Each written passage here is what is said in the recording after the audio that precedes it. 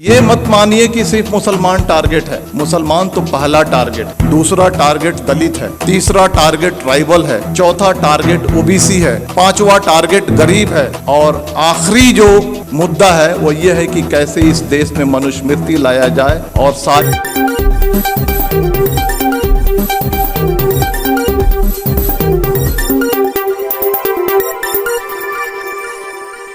इस्लाम इजाजत देता है कि घर से बाहर निकलो, आग को बुझाओ, हर आदमी अपना आधार कार्ड सही तरीके से बनवाए। ये मत मानिए कि सिर्फ मुसलमान टारगेट है। मुसलमान तो पहला टारगेट, दूसरा टारगेट दलित है, तीसरा टारगेट ट्राइबल है, चौथा टारगेट ओबीसी है, पांचवा टारगेट गरीब है और आखिरी जो मुद्दा है वो ये है कि कैसे इस देश में मनुस्मृति लाया जाए और सारे लोगों को पढ़ाई से रोका जाए और इनके शासन को सदियों सदियों तक जारी किया जाए। ये मुद्दा है। एक्शन क्या होना चाहिए? प्लानिंग ये है कि जिस तरह से इन्होंने मास डिसइंफ्रेंच करने की आपको कोशिश की है, आप अपने को इनफ्रेंचाइज करने की कोशिश कीजिए। कैसे इनफ्रेंचाइज करेंगे? अपने सारे वोटिंग डॉक्यूमेंट्स को प्रॉपर तरीके से सबसे पहले बनाइए। आज ही जा करके हर आदमी अपना आधार कार्ड, अपना इलेक्शन आइडेंटिटी कार्ड, बाकी सारे कार्ड्स सही तरीके से बनवाए। जो आदमी घर शिफ्ट करता है, शिफ्टिंग के बाद मैंने किताब लिखी है, उसमें कहा गया है कि अगर एक दलित और एक मुसलमान अगर अपने घर को शिफ्ट करता है तो उसके नाम को डिलीट कर दिया जाता है। आप जहां पर जाते हैं नए तरीके से अपने नाम को ऐड कीजिए। आपके मेल को फीमेल लिखा जाता है, आपके फोटो को चेंज कर दिया जाता है। बीजेपी के लोग फॉर्म नंबर 7 के थ्रू आपके वोटर आइडेंटिटी कार्ड को चैलेंज करते हैं। बिना इंक्वायरी के इलेक्शन कमीशन आपके वोटर आइडेंटिटी कार्ड को खत्म कर देता है। आप सजग नहीं है। सबसे पहले आप सजग होइए, सबसे पहले अपने कार्ड्स बनाइए। कार्ड्स बनाने के बाद जो वोटर लिस्ट है उसको उठाइए और देखिए कि महमूद आलम अगर लिखा हुआ है तो उसका स्पेलिंग सही है क्या, हम मेल हैं तो मेल है क्या, फीमेल हैं तो फीमेल है क्या, हमारा फोटोग्राफ है क्या। इन सारी चीजों को इंश्योर कीजिए और इंश्योर करने के बाद आप यूनाइट होइए और यूनाइट होने के बाद जिस तरह से इलेक्टोरिकली ये सरकार आपके सर पे बैठी है उसी तरह से इलेक्टोरिकली इस सरकार को उठा के फेंक दीजिए। जिन लोगों ने कहा था माइनॉरिटीज मुस्लिम्स, क्रिश्चियन, सिख, बौद्ध, जैन, पारसी 19.6% है, लगभग 20% है। दलित 16.5% है, कितना हो गया? 36.5%। ट्राइबल 8.5% है, कितना हो गया? 45% हो गया। अगर सेकुलर जो हमारे ओबीसी हैं और सेकुलर जो हमारे अपर कास्ट हैं, अगर इनको मिला दिया जाए तो हमारी तादाद 60 के ऊपर जाती है। और अगर हम चाह लें प्रॉपर तरीके से यूनाइट हो जाएं, प्रॉपर तरीके से अज़्म कर लें, प्रॉपर तरीके से साइलेंट रिवॉल्यूशन के लिए अगर हम तैयार हो जाएं तो इस सरकार को हम इलेक्टोरिकली उखाड़ फेंक सकते हैं और इसके लिए आपको तैयार होने की जरूरत। तो मेरे कहने का मतलब है कि दोस्तों, ये जो सारी चीजें जो आपके सामने फैक्ट्स हो रही हैं, ये हिंसा नहीं है, ये मणिपुर नहीं है, ये कश्मीर नहीं है, ये यूसीसी नहीं है, ये सीएए नहीं है। ये एक ही है कि आपको मास स्केल पे कैसे डिसइंफ्रेंचाइज किया जाए, वोट देने के अधिकार से आपको कैसे वंचित किया जाए। इस बात को समझिए, अपने वोटिंग राइट्स को समझिए। आपकी इस देश में कदर व कीमत क्यों है? क्योंकि आप वोट देते हैं। जिस दिन आपके वोटिंग राइट को खत्म कर दिया जाएगा, आप कीड़े मकोड़े हो जाएंगे। चाहे वो कोई भी समाज हो, चाहे वो दलित समाज हो, ट्राइबल समाज हो या माइनॉरिटी का समाज हो। अपने राइट्स को समझिए, अपने डॉक्यूमेंट्स को बनाइए और आने वाले इलेक्शन में मैं कहना चाहता हूं कि वोट करना ये लगना चाहिए कि 100% दलितों ने, 100% मुसलमानों ने, 100% ट्राइबल ने वोट किया है। और अगर आने वाले इलेक्शन में अगर आप वोट नहीं करते हैं तो समझ जाइए कि आप अपने मजहब को धोखा दे रहे हैं, आप अपने देश को धोखा दे रहे हैं। अगर बाहर आग लगी हो और घर के अंदर अगर हम चैन से बैठते हैं, इस्लाम इसकी इजाजत नहीं देता है। देखिए, आपके सामने जो बातें हो रही हैं आज, इस चर्चा सत्र के 2 पार्ट है। एक पार्ट है यूसीसी और दूसरा पार्ट है मॉब वायलेंस। हम दोनों को अलग अलग चर्चा करेंगे। पहला मैं कहना चाहता हूं, हम यूसीसी को हम लेते हैं। आज से 6 महीना 1 साल पहले आपने देखा होगा कि लव जिहाद और धर्मांतरण इस देश का सबसे पहला मुद्दा था। अलग अलग रियासतें अपने अपने रियासत में कानून बना रही थी। कर्नाटक की बीजेपी सरकार कानून अलग से बना रही है,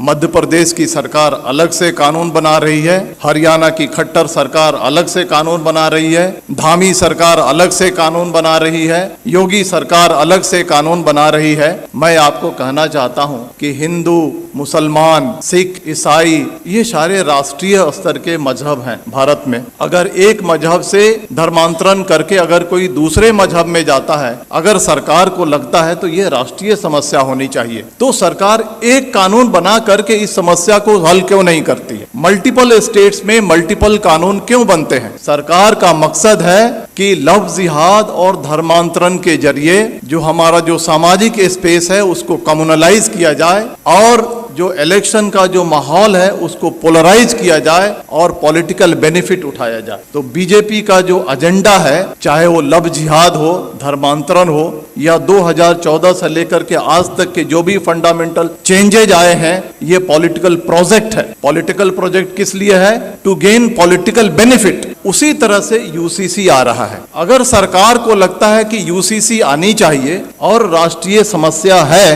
तो आसाम का चीफ मिनिस्टर हिमंता बिस्वा शर्मा क्यों कहता है कि हम पॉलीगेमी पे कानून बनाएंगे? धामी सरकार उत्तराखंड का क्यों कहता है हम यूसीसी पे ड्राफ्ट लेकर के आएंगे? आप देखिएगा मेरी बात, यू मार्क माई वर्ड, कुछ दिन के बाद योगी सरकार अलग ड्राफ्ट लेकर के आएगी, कुछ दिन के बाद मध्य प्रदेश की शिवराज सरकार अलग ड्राफ्ट लेकर के आएगी। और इसका मकसद है कि ये उनका पॉलिटिकल प्रोजेक्ट है। और पॉलिटिकल प्रोजेक्ट किस लिए है? समाज को पोलराइज करने के लिए। अब सवाल उठता है कि इसका मकसद समाज को पोलराइज करने के लिए है, तो हमें क्या करना चाहिए? जहां तक यूसीसी का सवाल है, बड़े बड़े वक्ता, बड़े बड़े दानिश्वर कहते हैं सबसे ज्यादा जो नुकसान होगा वो क्रिश्चियंस को होगा, सिख को होगा, ट्राइबल्स को होगा, दलित को होगा। हमारी जिम्मेदारी है, सरकार देखिए 2014 से लेकर के आज तक जो चाहती है वो करते आई है। अगर वो चाहेगी कि यूसीसी लाएं तो हम रोक नहीं सकते हैं, लेकिन हम जो कॉन्स्टिट्यूएंट्स जो उनको वोट करते हैं उनको ये एजुकेट कम से कम कर सकते हैं कि ये जो है आपको बर्बाद करने के लिए लाया जा रहा है। इसके कॉन्स्टिट्यूएंट्स कौन है? ट्राइबल्स हैं, दलित हैं, मुस्लिम्स हैं, अदर माइनॉरिटीज हैं। इन सब को हमको एजुकेट करना है कि आपके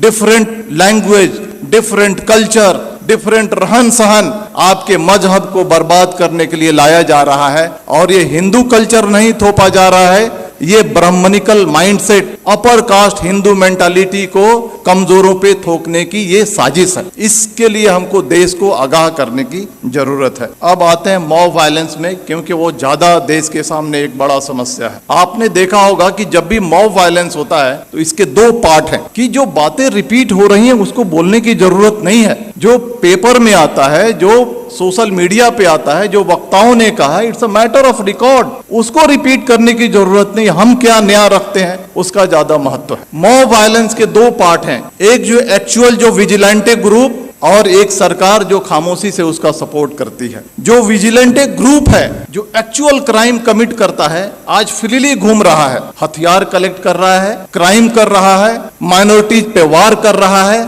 और उसको कोई छेड़ने वाला, कोई अरेस्ट करने वाला नहीं है। दूसरा जो पार्ट है आज की सरकार कितनी भी मॉब लिंचिंग हो जाए, मणिपुर हो जाए, नू हो जाए, पुन्हाना हो जाए, झिरका हो जाए, ट्रेन में फायरिंग हो जाए, दंगे हो जाए, सरकार जबान नहीं खोलने वाली है। सरकार चुप है। सरकार इज मेंटेनिंग साइलेंस। और साइलेंस को क्या कहा जाता है? साइलेंस को, खामोशी को रजामंदी कहा जाता है। सरकार वायलेंस को रजामंदी दे रही है। सरकार रजामंद है कि वायलेंस किया जाए। इसके दो पार्ट हैं, जो विजिलेंटे ग्रुप हैं और जो सरकार है, इनके मोटिव में फर्क है। जो विजिलेंटे ग्रुप है उनका मोटिव है कि हम जो कमजोर हैं उन पे हमला कर रहे हैं, उनको सबक सिखा रहे हैं, उनको तकलीफ में डाल रहे हैं और बहुत खुश हैं कि तारीख में इन्हें हमको सताया था। ये बात सही है या गलत, इसकी अलग चर्चा की विषय है, लेकिन इन्होंने हमें तारीख में हमको तकलीफ दी थी, आज हम इनको तकलीफ दे रहे हैं। वो खुश है। वो इलिटरेट, कम पढ़ा लिखा आदमी जो विजिलेंटे ग्रुप है खुश है। लेकिन जो सरकार,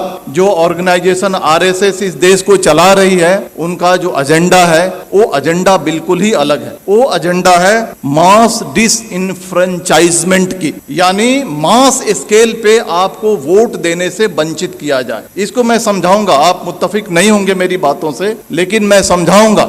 19वीं सदी में सदर्न अमेरिका में Jim Crow system of mass disenfranchisement लागू किया गया था। कोर्ट ने भी इसकी इजाजत दी थी। यह क्या है कि छोटे मोटे क्राइम में आपको पनिशमेंट हो जाए, किसी तरह की आपने अनुशासनहीनता कर दी, किसी तरह से आपने अपने लाइफ को थोड़ा सा डेविएट कर लिया, इन सारे मुद्दों पे आपको वोट देने की राइट को छीन लिया जाएगा। This is the Jim Crow system of mass disenfranchisement. वही सिस्टम सरकार धीरे धीरे इस देश में लागू करना चाहती है। चाहे वो कश्मीर का मुद्दा हो, चाहे वो मणिपुर का मुद्दा हो, चाहे वो बुलडोजर का मुद्दा हो, चाहे वो CAA का मुद्दा हो, चाहे वो UCC का मुद्दा हो। ये 5 चीजें मैंने आपके सामने रखी हैं। ये पांचों जो मुद्दे हैं, these are basically hidden agenda of mass disenfranchisement। कैसे कश्मीर से 370 हटाया गया? मोटिव ये है, उद्देश्य ये है कि वहां के पॉपुलेशन को ऑल्टर किया जाए, डेमोग्राफी को ऑल्टर किया जाए।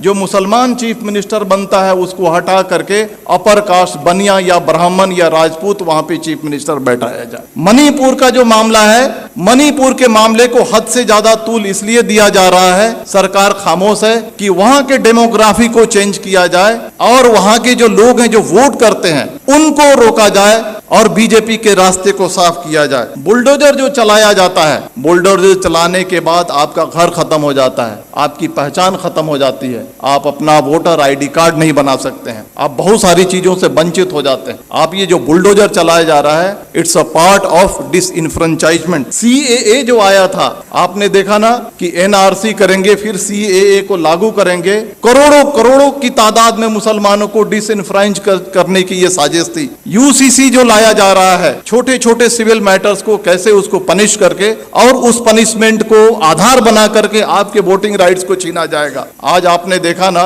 एक डिफेमेशन केस को आधार बना करके एक राष्ट्रीय पार्टी के बड़े नेता के जब उसके सदस्यता को खत्म किया जा रहा है, छीना जा रहा है, तो आपकी वोटिंग राइट्स कोई बड़ी चीज नहीं है। तो ये जो चीजें जो हमारे सामने हो रही हैं, ये आपके वोटिंग राइट्स को खत्म करने की है। लेकिन बहुत अफसोस की बात है कि ठीक है, बीजेपी के रियासतों में ये हो रहा है, लेकिन कांग्रेस रूल्ड स्टेट्स हैं, रीजनल पार्टी रूल्ड स्टेट्स हैं, OBC बेस की जो पार्टियां हैं वो सरकार में है, जैसे बिहार है वहां पे हैं। लेकिन जब ये कम्युनल एलिमेंट्स कमजोरों पे, दलितों पे, मुसलमानों पे, अदर माइनॉरिटीज पे, ट्राइबल्स पे अत्याचार करती हैं, तो वैसी कार्रवाई नहीं करती हैं जैसी होनी चाहिए। ये बहुत अफसोस की बात। आग बुझाने का यही तरीका है कि अपने अधिकार को समझो।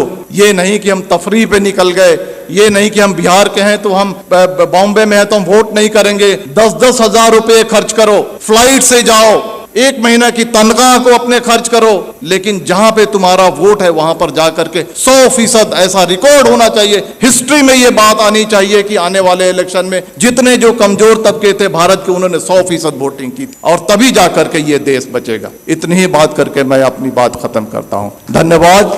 जय भारत, जय हिंद। Thank you very